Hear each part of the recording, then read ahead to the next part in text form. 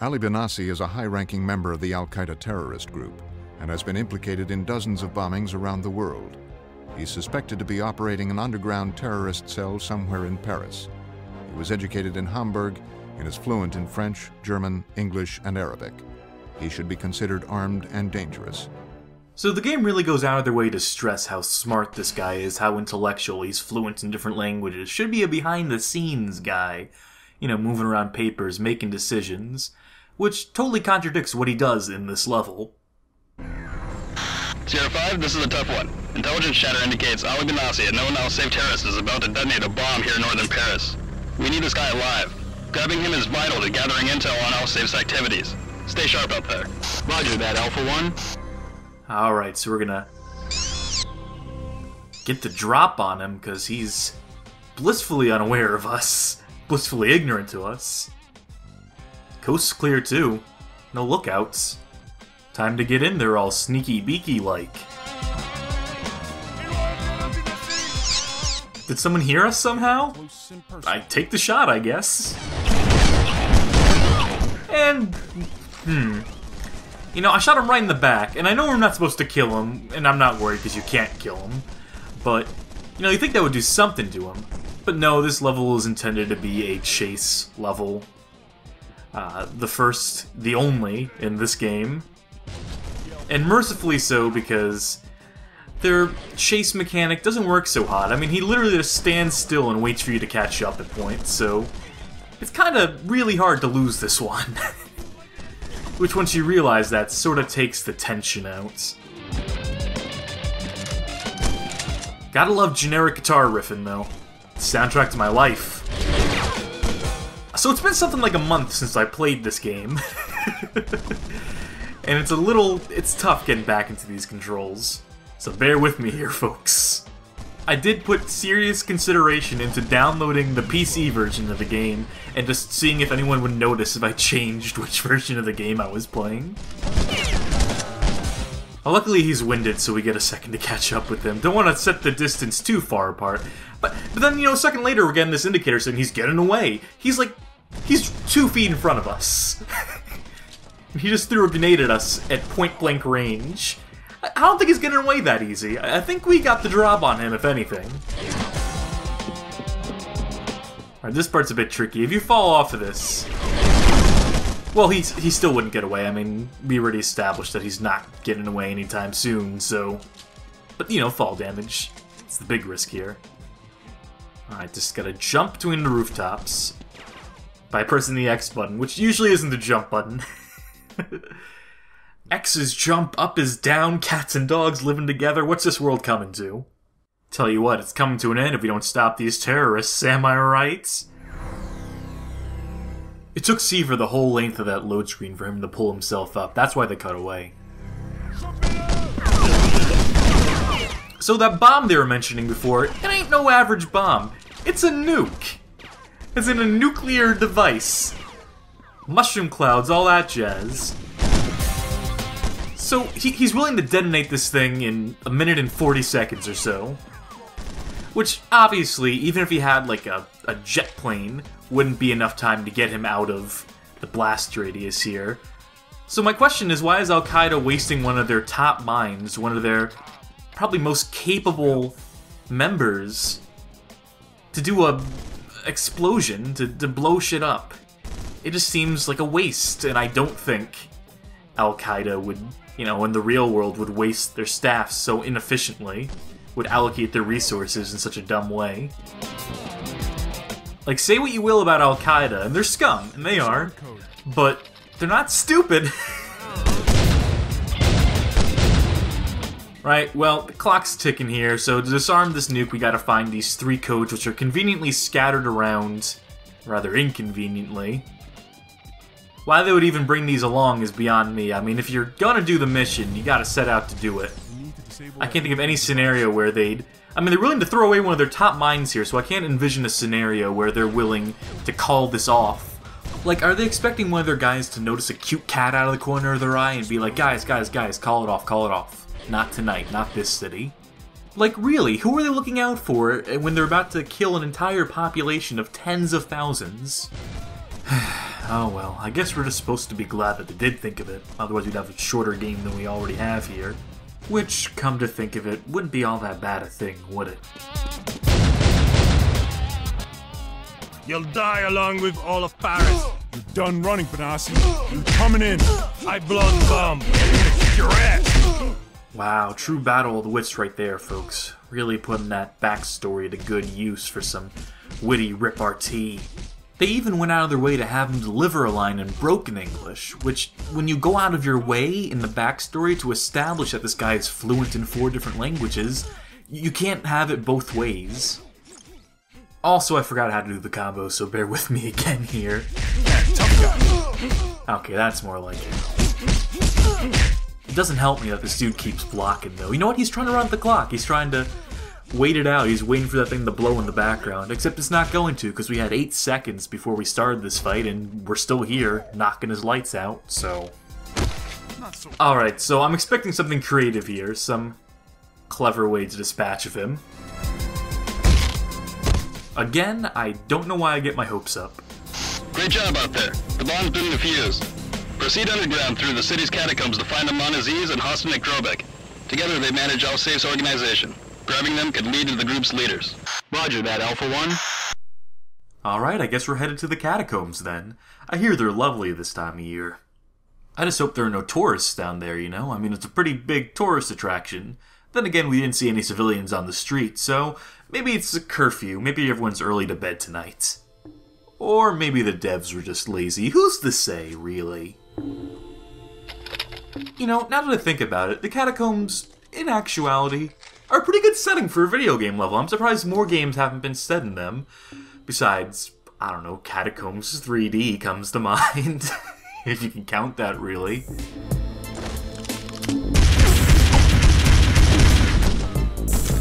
And that was a hell of a sneak attack right there, wasn't it?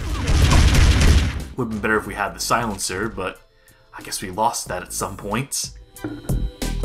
I think when you just save the game and reload it, I think you just use lose shit.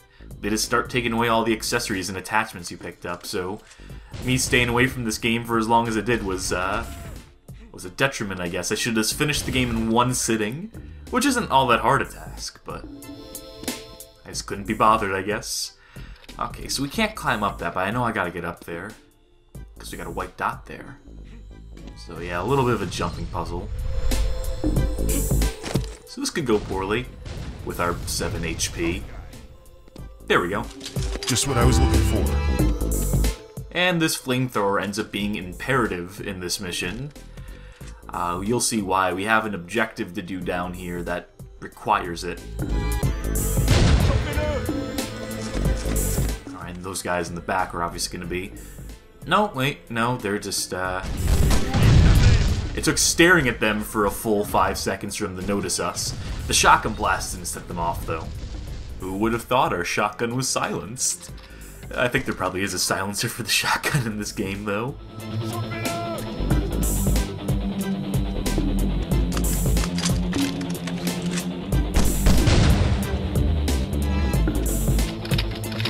Guess we're not allowed to have whatever the hell this is.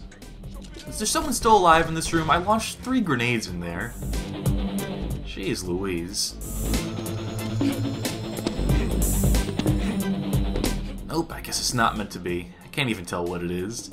It might actually be something we already have, too, so... You got a problem, pal?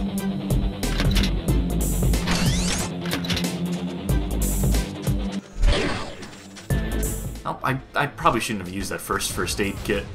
Probably could have just picked that one off the table and... You're too late. The spores have been weaponized. Not for long. Infidels must leave the Middle East. You and your chemistry set. Al-Saif cannot be stopped.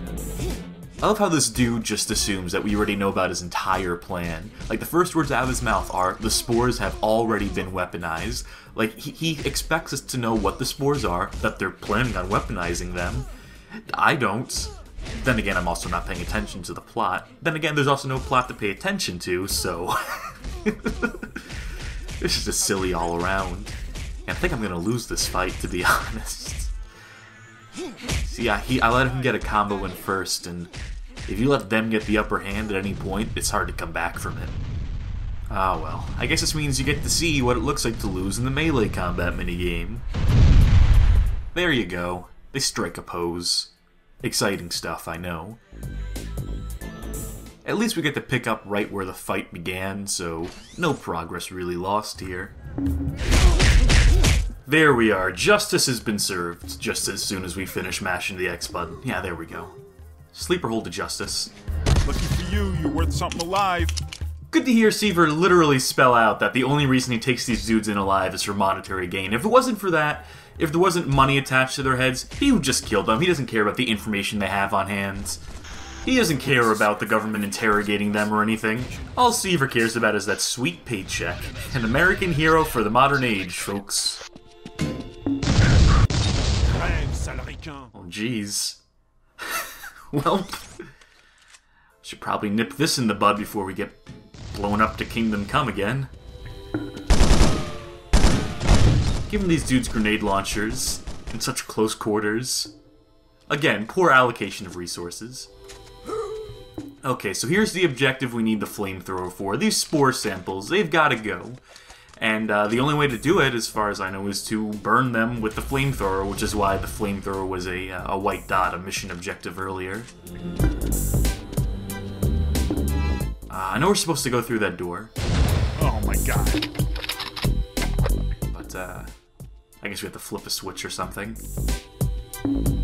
Because it wasn't activating for me. I don't remember passing by anything on our way from the spawn location here. No, it doesn't look like there is anything. And the white dot just keeps moving around, so... maybe there's some puzzle I forgot about. Memorize that text in the wall. We'll need to make note of it later to solve the intricate puzzle, the mechanic they're just introducing at this point in the game. No, there's nothing there. Well, back in a minute. Am I really about to go to Game FAQs for this? Apparently this door is just supposed to... it's just supposed to open. But it wasn't before, and I tried. You saw me try. Someone tell me what I was doing wrong. Or better yet, someone tell the developers what they did wrong there. Because I'm not taking the blame for that. So we got a bit of tunnel crawling to do here. Luckily it's just a brief bit. Never much cared for sections in games where you're meant to crouch walk around through tight spaces. Probably on account of me being slightly claustrophobic, but more to do with slower movement speed and just cramped corridors not being particularly fun to play.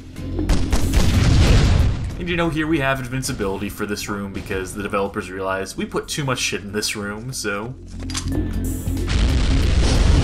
I don't really feel like invincibility has a place in first-person shooters, to be honest. I didn't even care for it much in Doom, in levels where that was an option. Alright, so we do have to burn these things, I think, but just to demonstrate that the flamethrower is necessary. Yeah, I guess bullets won't do the same job as flame, for whatever reason. Maybe an explosive would actually work. Let's just test that. Yeah, there you go. Figures as much. But the flamethrower is probably one of the least useful weapons in the game, so therefore it's best just to use up that ammo, save those grenades for later. Particularly for the last two missions. You know, I don't really understand what the weaponized spores are doing here to begin with. I mean, they were prepared to detonate a nuke in the city, for fuck's sake. Rather than bring the spores here as, like, a backup plan or whatever, why not just take them to a different city and release them there while Seaver or whoever else is occupied with the nuke here? They'd probably get away with at least one of the two plans that way. I mean, I don't mean to play armchair terrorist here or anything, but come on, guys.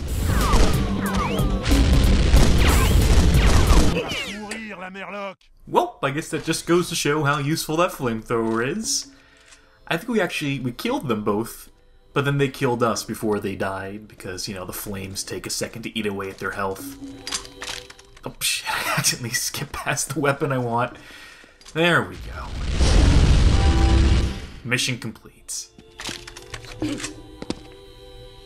So I think it's just a straight shot from here to the end of the level.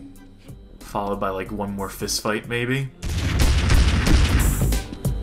Or is there a whole nother section of level here? I'm afraid it might be the latter. Nope. Catacomb 2. Coming at you. It feels like this level's gone on, like, longer than any other level, but I know we've been playing it for a shorter amount of time. I think I'm at, like, the 16 or 17 minute mark right now. So... and we've had an episode that went on for, like, 24 or 25, I think, so... Yeah, I'll blow you away, pal. I think the problem is that this game just feels double its length. It's a very short game, but it just drags in every spot. Which, that's not good.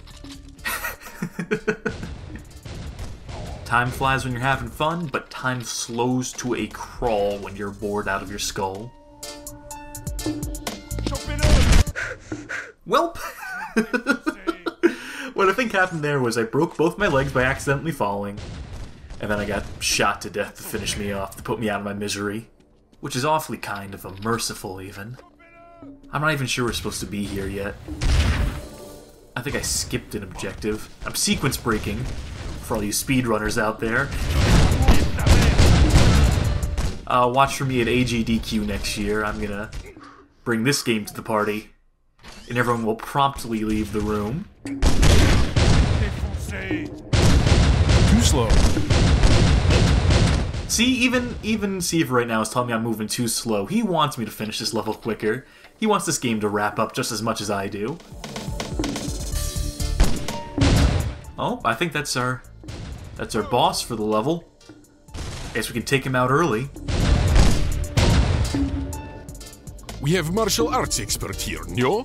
You Americans think you can invade any country you wish. You'll soon see you are dreadfully mistaken. You're done funneling money. Closing your account, pal. You'll never find all my accounts. I like how this dude's primary concern is, you think you'll close my accounts? You'll never find them all. Like, he doesn't care that he's going away to prison for probably forever. He's just worried about his accounts. How his investments will be doing while he's away. Good priorities. Yeah, tough guy.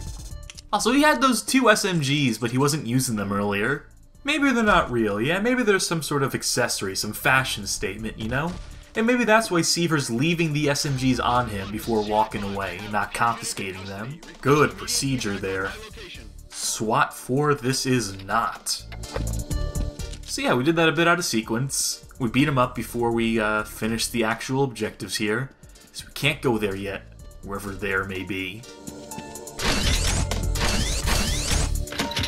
You know, it really is kind of weird, the fact that everyone is willing to engage in these martial arts fights with Seaver.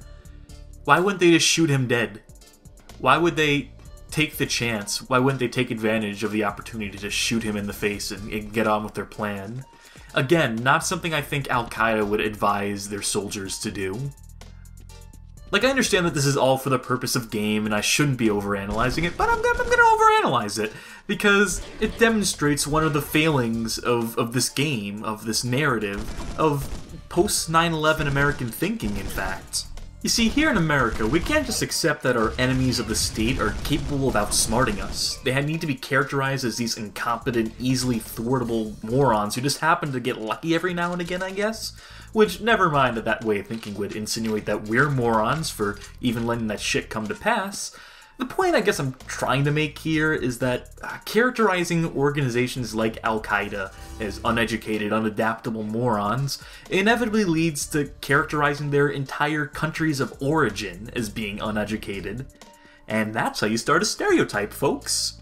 So by characterizing Al-Qaeda in this game as just being so easy to circumvent that one man can take them all down and thwart all their plans, that's playing into the narrative, that's reinforcing it. That's just stroking our own egos and refusing to acknowledge any of our faults. Look, it's not like I'm wishing this game bogged itself down with bad attempts at political progressiveness or anything. God, imagine these guys attempting subtlety. All I'm saying is, the devs made the conscious decision to make the baddies look like chumps. They jumped at the opportunity for it. They didn't have to do that. The baddies can still be baddies without having to be dummies, yeah? That's all. Glad I could help.